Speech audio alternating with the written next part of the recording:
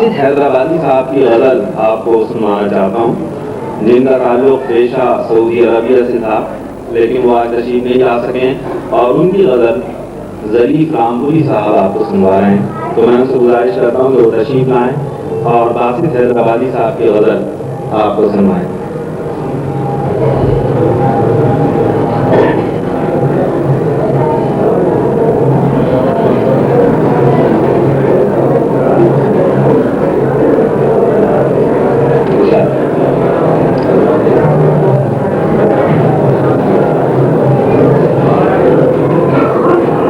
صاحب کی غزل کا مطلب سماعت کیجیے۔ نہ جانے کیوں جو مٹ جاتے ہیں وہ منظر بناتا ہوں، نہ جانے کیوں جو مٹ جاتے ہیں وہ منظر بناتا ہوں، لبے ساحل گھروندے ریت کے اکثر بناتا ہوں۔ نہ جانے کیوں جو مٹ جاتے ہیں وہ منظر بناتا ہوں، لبے ساحل گھروندے ریت کے اکثر بناتا ہوں۔ میری تخلیق میں پنہا ہے تیرا پیکر ہستی، میری تخلیق میں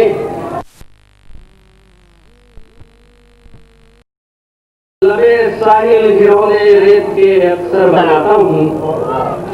میری تخلیق میں پنہا ہے تیرا پیکر ہستی، میری تخلیق میں پنہا ہے تیرا پیکر ہستی، کوئی شے جب بناتا ہوں تجھے چھو کر بناتا ہوں۔ میری تخلیق میں پنہا ہے تیرا پیکر ہستی، کوئی شے جب بناتا ہوں تجھے چھو کر بناتا ہوں۔ اور یہ شعر سماعت کیجیے۔ جو لے جائے اڑا کر دور دنیائے حوادث سے، جو لے جائے اڑا کر دور دنیائے حوادث سے، ابھی تو اس پرندے کے میں بالوں پر بناتا ہوں۔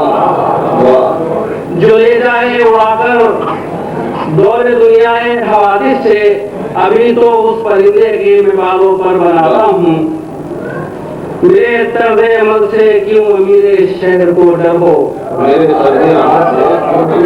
طرز عمل سے کیوں امیر شہر کو ڈر ہو، میں کاغذ کے سپاہی کاٹ کر لشکر بناتا ہوں۔ میرے طرز عمل سے کیوں امیر شہر کو ڈر ہو، میں کاغذ کے سپاہی کاٹ کر لشکر بناتا ہوں۔ نہ جانے کیا تعلق ہے میرے گھر اور بجلی میں، نہ جانے کیا تعلق ہے میرے گھر اور بجلی میں، وہیں گرتی ہے یہ بجلی جہاں میں گھر بناتا ہوں۔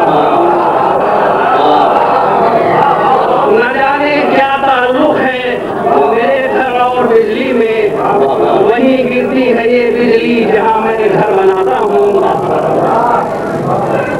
کسی نے پھینک ڈالے ہیں مسلسل پھول راہوں میں، کسی نے پھینک ڈالے ہیں مسلسل پھول راہوں میں، انہی پھولوں کو چن چن کر میں چادر بناتا ہوں۔